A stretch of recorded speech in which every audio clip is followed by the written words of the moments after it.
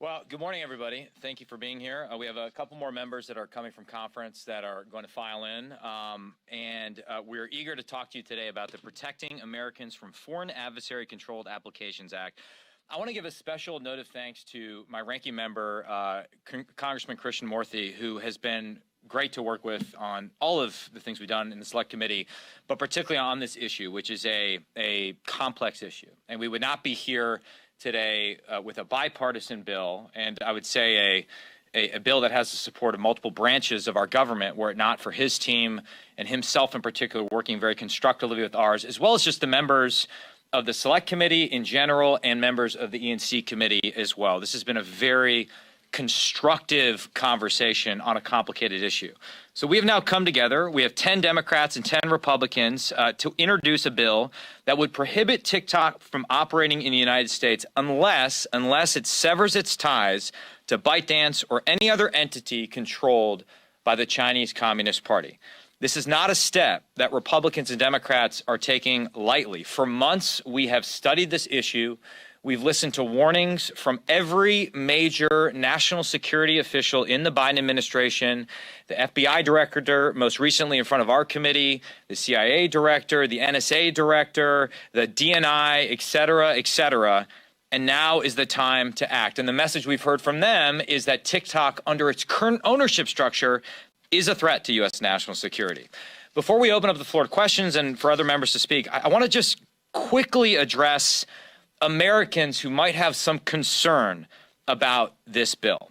Whether you're a mom worried about your kids on social media in general or TikTok in particular, or you are a college student who uses the app to connect with friends, or you're an aspiring influencer, I would say this: if you value your personal freedom and privacy online, if you care about Americans' national security at home, and yes, even if you want TikTok to stick around in the United States, this bill offers the only real step toward each of those goals.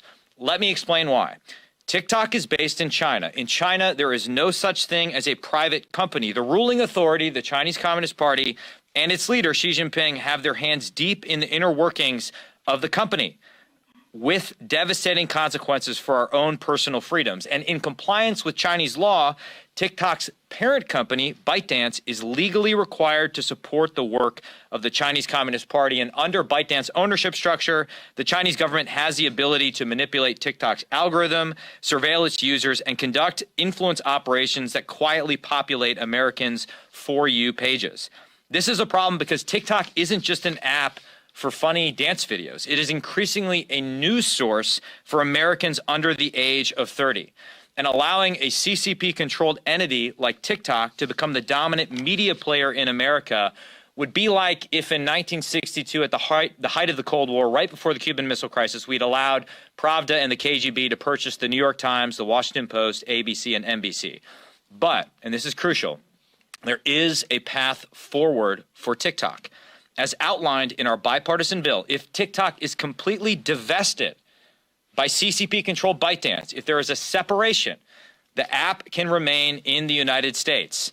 Through this bill, we want to ensure divestment, not censorship. If an entity other than a CCP-controlled entity owns TikTok, Americans can still share whatever content they like, no matter how bad the dance moves may be. But instead of being fed whatever the opaque Communist Party-controlled algorithm dictates, Americans will then have real freedom of thought and expression. And for TikTok's users, employees, and investors, I would submit this bill provides the only path for the app to continue its operations in the United States without threatening Americans' online freedom, privacy, and security. We need this bill because we simply cannot allow an app controlled by our nation's foremost adversary and competitor to take over the American media landscape. We cannot place the hearts and minds of the next generation of Americans in the hands of a communist aggressor. We must act, and I urge the rest of our colleagues in the House and the Senate and the executive branch to act now before it's too late. And with that, and with apologies for my extended remarks, I'll turn it over to the ranking member, Raja Krishnamurthy. Thank you, Chairman, and thank you for your team and your steadfast collaboration on this. I want to thank Kathy McMorris Rogers, Frank Pallone, of E&C. I want to thank all my colleagues here, as well as the White House and the Biden administration, for their tremendous input with regard to this bill. Folks, this bill is not a ban, and it's really not about TikTok. This bill is a choice, and it's a choice for ByteDance, as well as any other social media app controlled by a foreign adversary. ByteDance has repeatedly used the TikTok platform in ways that undermine not just American national security, but the interests of its users. Now, let me just walk you through 3 recent examples of how ByteDance has made false statements with regard to its connections to the Chinese Communist Party and its access to American user data. First of all, let me show you this little picture here. Dusty, could you help us out? Thanks. I need a chart, Raj. I know, right? You always have a chart. Okay, this is a picture of the editor-in-chief of ByteDance. His name is Zhang Fuping. He happens to be the general secretary of the Chinese Communist Party cell embedded in ByteDance. And he's standing next to this guy, who is the head of the People's Armed Police Political Work Department of the Chinese Communist Party. This man is the editor-in-chief of ByteDance, and he is a CCP member. So whenever ByteDance says it's not controlled by the CCP, that's false. Secondly, ByteDance says that TikTok user data of Americans is solely in the United States or in Singapore. That's false. Some of this user data is on PRC servers. On top of that, recently, it was revealed that ByteDance's China-based employees routinely access American user data, regardless of what TikTok wants. Third, ByteDance has claimed that they never target any members of the U.S. government, activists, public figures, or journalists. False again. Following reports that ByteDance accessed American data, ByteDance employees accessed the TikTok data of those very journalists to target them. Can you believe that? Let me just repeat that. ByteDance used the location data of TikTok accounts owned by American journalists to target those very journalists who broke this story. So this bill, again, is not a ban, and it's not really about TikTok. It's a choice. We implore ByteDance to sell TikTok so that its American users can enjoy their dance videos, their bad lip sync, everything else that goes along with TikTok. We ask American users of TikTok to tell ByteDance to sell the platform. And this bill provides that way. Finally, I'll say this also envisions that there are other social media apps that we can't even think about today that might be controlled by a foreign adversary, whether it's in the metaverse or in the current universe, that one day some administration, it could be Republican, Democrat, who knows what it anticipates or faces, that could use this very authority in a way to protect Americans. Thank you. And now, Representative Vlada.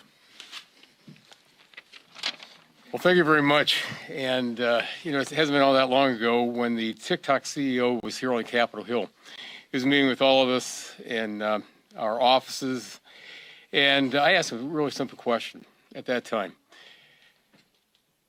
Does ByteDance employees in China be able to access this information from American users with TikTok? Didn't get an answer. So when we had the committee hearing on Energy and Commerce, I asked the same question. Last year, I asked him again, do ByteDance employees in China, including its engineers, have access to American user data? Admitted in front of our committee that yes, the Chinese Communist Party has access to our user data. So this is, as you've already heard, this is a wake-up call and should alarm every single American, whether they're actively engaged on TikTok or not. In the months since this hearing, we've been doing our due diligence to gather the information and fully understand the national security risk posed by ByteDance. And it's become clear from the classified briefings we've had, including witness testimonies, that TikTok presents a clear and present danger to our national security and to all American users on this app. And I'm proud to stand with my colleagues today, both Republicans and Democrats, and unveil our efforts to keep Americans safe from adversaries like Communist China. I'd also like to thank the chair and ranking member of the Select Committee on the CCP for their leadership on this. But let me again reiterate, this bill that we have before us and we've introduced is very simple. It incentivizes divestment of TikTok from the Chinese Communist Party, or TikTok will be prohibited here in the United States. It also establishes a narrow framework to protect the United States against future apps controlled by foreign adversaries, which is clearly spelled out in the bill, over covered companies, which is an important step to protect Americans and our national security. And I'm looking forward to bringing this bill forward in a markup on the Energy and Commerce Committee, which we're going to have on Thursday, so we can get this passed and sent to the floor for a vote before the House of Representatives. Thank you very much. Thanks. Thank you. And now the pride of New Jersey, Representative Sherrill. That's not saying a lot. Ooh, wait a second. Wow. Ouch. Anti-Jersey nonsense. That really was. Oh, sure. That was not. That was anti-New Jersey. Which Dakota are you from again? Thank you. Thank you. And how many people are there? Okay. Okay. Wow. Rough. I mean, we're trying to be bipartisan here. Really harsh. Really harsh. Wonderful to be here today, and I do really want to thank our chairman, Gallagher, and the ranking member, Krishnamurthy. You know, when I was invited to be on the special committee, my first question was, is this going to be a serious committee, and are we going to really work hard together to actually solve some of our nation's tough problems? And I can tell you that I think this today is an example of just how we're all working to do that. I'm speaking to you today as a veteran, as a legislator, and as a mother of 4 school-age children. And I can tell you that when it comes to media apps like TikTok, we are failing our children and we are failing our country. It's critical that Congress take action to address the national security threat posed by TikTok. I've heard far too many times that it's too popular or it's too big to tackle.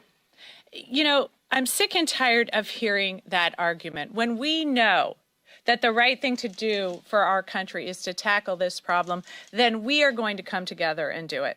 Why in the hell would we allow a foreign adversary like the Chinese Communist Party, a regime actively committing genocide against its own people, a regime with views antithetical to our democratic values, to control a technology platform and key source of information that reaches half of the United States population?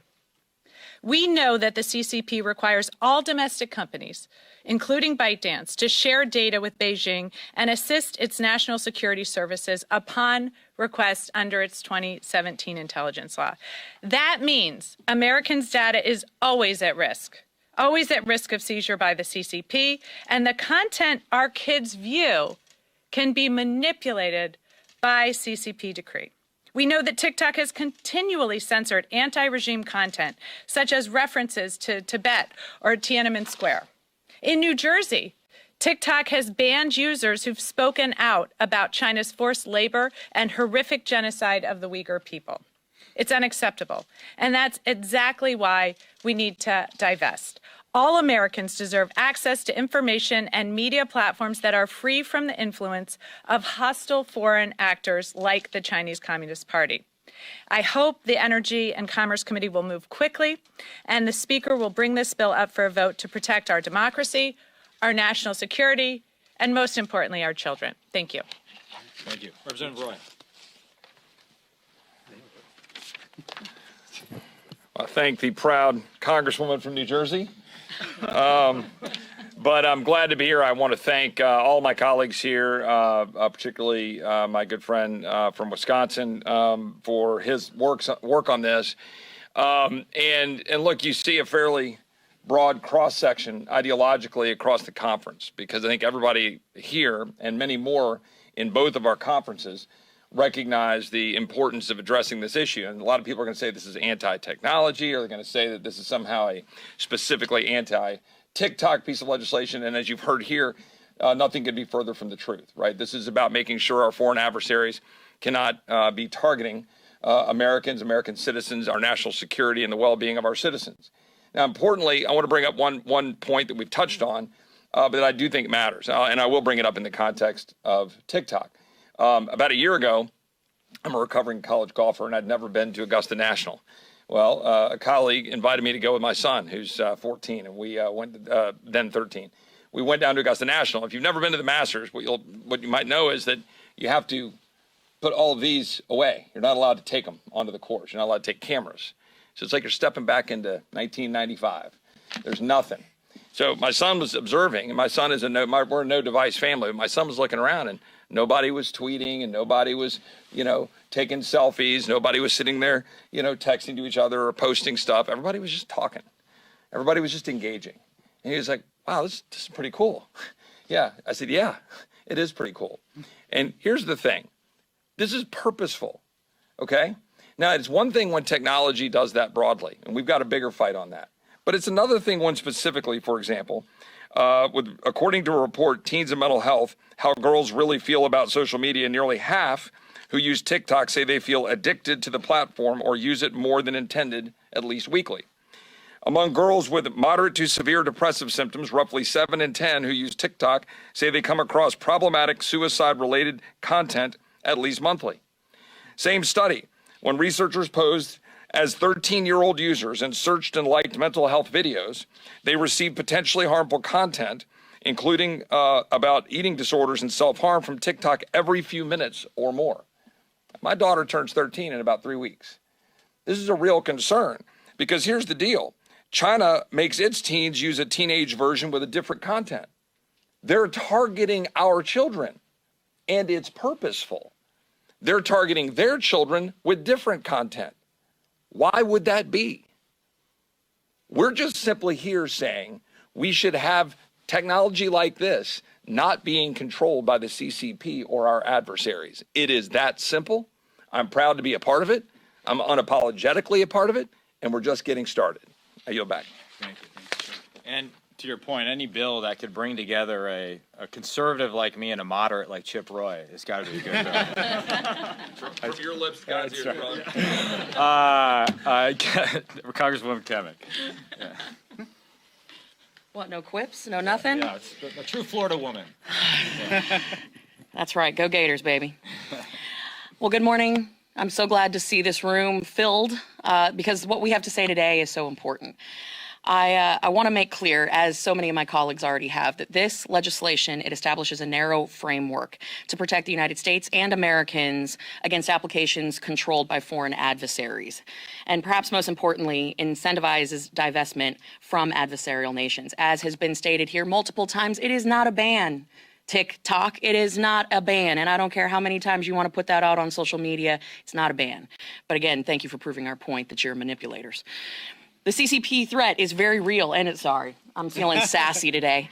I know, I'm trying to rein it in. The CCP threat, it's very real, and it is very serious. Tomorrow, the Energy and Commerce Committee will hold a markup on this bill and a companion piece of legislation, the Protecting Americans' Data from Foreign Adversaries Act. A group of dedicated lawmakers have worked significantly, in depth, and collaboratively on this bill. And it cuts across both chambers and on both sides of the aisle. Lawmakers, as was pointed out, from all factions of the House and Senate are coming together because this is not political. This is about the United States sovereignty, protecting Americans, our national security, and our constitutional rights. Now, within hours of the announcement of this legislation, TikTok, who just happens to be the most public forward-facing entity, which again, this isn't against TikTok specifically, but any app that is owned by a foreign adversary, they came out with a statement calling it a ban, which as we have pointed out and corrected the record, it is not, and claimed that they would be fighting for Americans' First Amendment rights.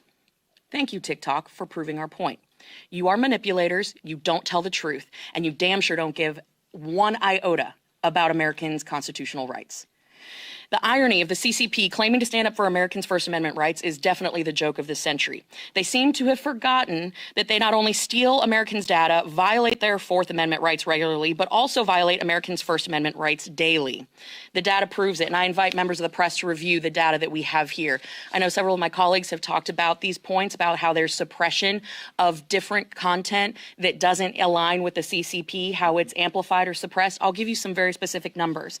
When the Hong Kong protests were at their peak, there was a 180-to-1 ratio on Instagram versus TikTok. On Instagram, the hashtag Hong Kong protest was generating 132,000 hashtags. On TikTok, 762 in the exact same time period. Now, there's on any other issue, pick Taylor Swift, whatever, it's a 2-to-1 ratio. You can see how that is completely out of whack. On COVID blame, over a 400-to-1 ratio. If you were to type in China virus, hashtag China virus, on Instagram, there were 79,353 on Instagram, 0 to be found on TikTok. When it came to Tiananmen, shock. When it came to the hashtag Tiananmen or Tiananmen Square, on Instagram, you could find in the exact same time frame 74,334 hashtags stating Tiananmen Square.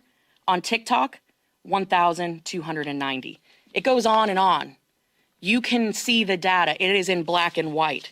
And I encourage you guys to share this, because while TikTok is going to try to sell an emotional appeal that they are out here defending Americans' rights, we know that they are turning content creators into foot soldiers. That is what this is about. This is a Chinese communist-controlled company complaining that they won't have unfettered access to Americans' private data, geolocations, metadata, and contacts.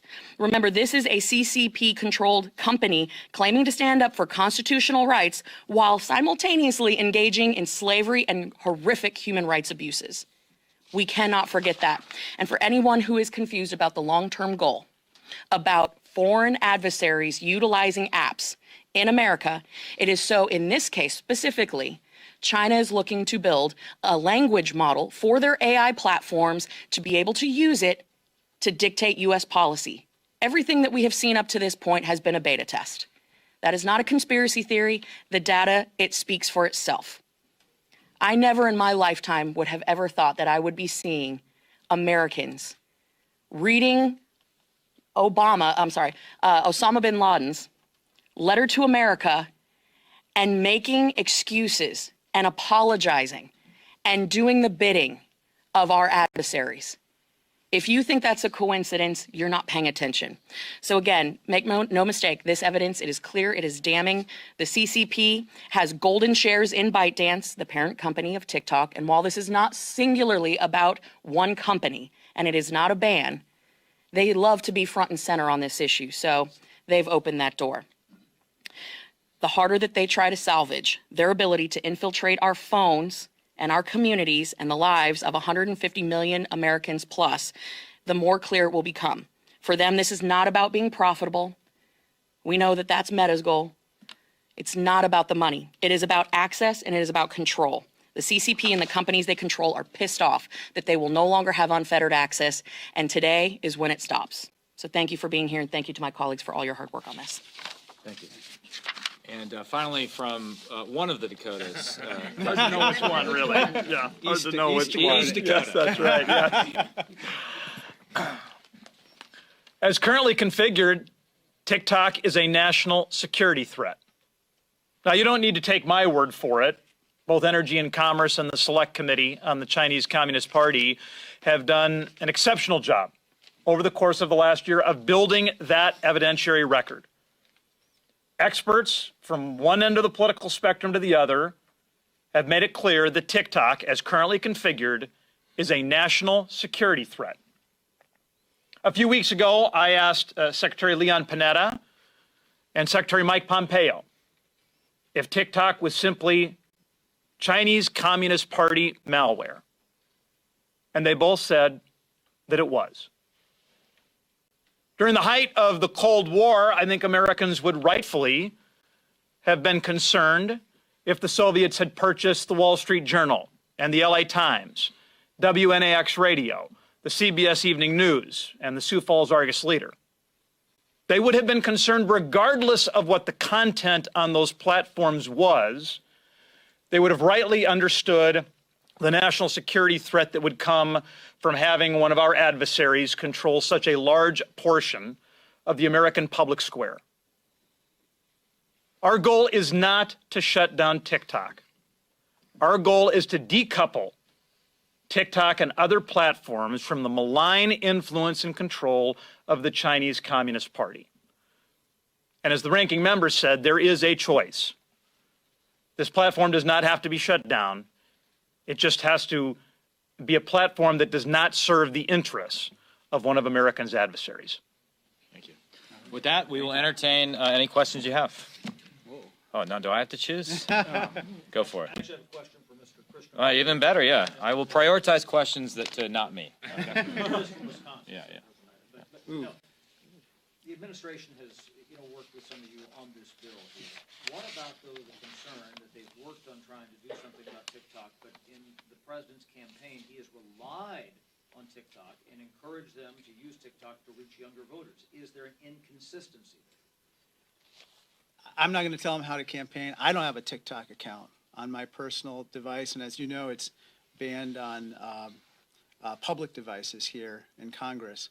I would just say, look, we know what the facts are, and I would just ask people to be very careful and cautious in using it. It is legal today to use it here, even though the CCP has influence over, controls ByteDance, but I'd be very cautious.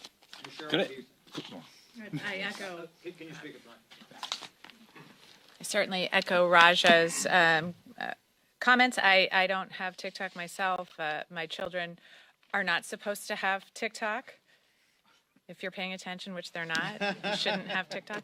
I think it's something that shouldn't be on any government platforms. I certainly think it's a dangerous app that can influence with Chinese propaganda our population, should the CCP want to do that. Can I say, just not that you didn't ask it to me, but I understand the desire to reach younger voters. I mean, people are in the business of getting reelected here, but in the carefully, narrowly focused bill we've come up with here, TikTok could live on and people could do whatever they want on it, provided there is that separation. Again, it is not a ban. Think of this as a surgery designed to remove the tumor and thereby save the patient in the process. Okay? Yes, ma'am. Timing. Assuming this bill is on a fast track to passage, which again is an uncertainty, it's an election year. How much time does ByteDance have to spin off TikTok? Is it like once the ink is dry on the bill? 165 days, so roughly 6 months. Yeah. So we've. And do you want to quickly say something, Richie, or do we want to? Richie, you want to say something? Yeah, please. Just yeah. It's got to be good. And then we'll get to as many questions as possible. Yeah. Make sure you don't repeat anything. Oh, as the youngest speaker here, I'm kidding. Well, first, it's an honor to be here. I'm not part of the TikTok generation, but I share the concern that TikTok has become a prohibitive national security risk that we can no longer afford to ignore. The Chinese Communist Party has no First Amendment right to control TikTok, any more than the Soviet Union had a First Amendment right to control ABC and NBC and CBS during the Cold War. As many of you know, TikTok is not merely a social media platform. It is the leading news source for the next generation. And the fact that we're putting the leading news source for the most impressionable minds in our society in the hands of our leading foreign adversary is an act of self-sabotage. It's an act of suicide. And as a New Yorker who lived through 9/11, I never thought in my wildest nightmares that I would see Osama bin Laden's letter to America trending on TikTok. So if that is not enough of a provocation to effectuate a forced sale of TikTok, I'm not sure what would be. So I'm honored to support this bill. And when Richie and Kat are singing from the same sheet of music. There's been no clear voice in Congress that I've come across in terms of combating the anti-Semitism we've seen recently. So thank you, Congressman Torres. I don't like choosing between people, but go, yeah. Great. I'll help you choose. So Senator Warner, obviously. I just don't know if there's like an unofficial rank structure here or like who's in charge. I'm an introvert. How many followers do you have? Yeah.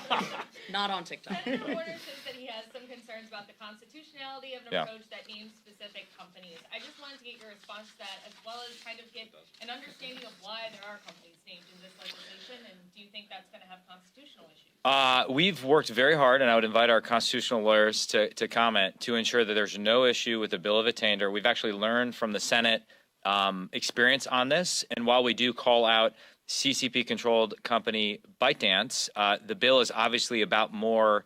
It creates a framework that is tied to foreign adversary control, a substantial ownership or operational control of a company. So I think it's fair to say that this is about that ownership structure and that framework, not about sort of going after a particular company. Now, that being said, based on the work we've done, the clear and present danger and the primary concern comes from ByteDance ownership of TikTok right now. And we've built up the evidence painstakingly over the course of the last 2 years to be able to make the case. If there were a future company to emerge that had that same level of concern, they would have to meet the very high bar we've established in this bill in order for there to be a divestiture contemplated. So I've had conversations with Senator Warner. I know he sees the threat clearly, and we're trying to move forward with a bill that sort of does the thing we want to do, which is address adversary ownership of an incredibly influential application while avoiding a massive grant of authority to the executive branch or a constitutional issue like a bill of attainder issue. I think we've threaded that needle. It has been the laborious work of a month of iterative feedback, but I'd invite any of my colleagues to comment. Yeah. Why do I have to go? You said you didn't want to take more witness. Yeah, that's Let me just add for 30 seconds. Mike answered that very well on the substance of this legislation and what we've done to try to avoid those concerns and to learn from it, and talking to Warner and so forth. But also, there's a lot of latitude when you're talking about national security for the executive branch. I mean, you go look in history and Eisenhower and back to Lincoln. I mean, when we've got foreign adversaries that are interfering with our national security interests, there's a lot of latitude under Article 2 for the President of the United States to do what's necessary to protect the citizens. So remember that as a starting place for the constitutional question. Then move to the point here, which what we're trying to do is make this not targeted at a company, but at the foreign ownership of any company and how it's related to the citizenry. Similar legislation gained momentum a year ago and then stalled. So why now? Why bring this up again? I think it's a few things. One, we've learned from that experience, and there was a lot of concern on the left and on the right. We've tried to understand it and not dismiss it, and I think it's improved our product. Raja and I had a previous bill that was kind of the intellectual foundation of this. So we've learned from the failure of that bill to move forward and taken in the concerns of the Committee of Jurisdiction as well, Energy and Commerce Committee. I also think, I'll just speak for myself here, there was a lot of member concern post-October 7th, specifically about the content on the platform that renewed interest in taking action. And so I think it was a combination of those two things that allowed us to get to the moment we're at today. And I'll just finally say, as someone who's now at the end of his congressional career, such as it exists, this is kind of how it's supposed to work, right? I mean, it's frustrating when things can't happen quickly, but really we've done this over the course of a year. We've had some hits, some misses. We've gotten a lot of feedback. There were times where I wanted the White House to move faster. I wanted my colleagues on the other side of the aisle to move faster.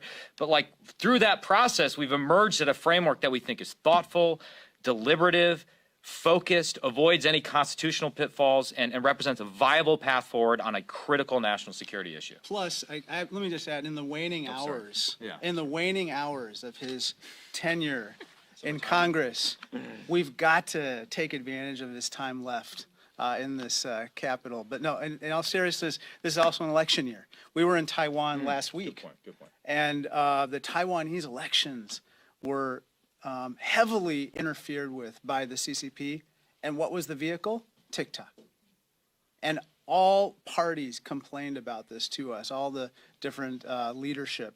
And so this is the year when I think half of the world's population is going to participate in an election. So we should not believe that other elections would not be affected similarly. They very well may be. And so it's only appropriate that we act. Thanks, everyone. That's all I have to say. Sorry. Thank you. All right. Thanks, Mark. Thanks. All right.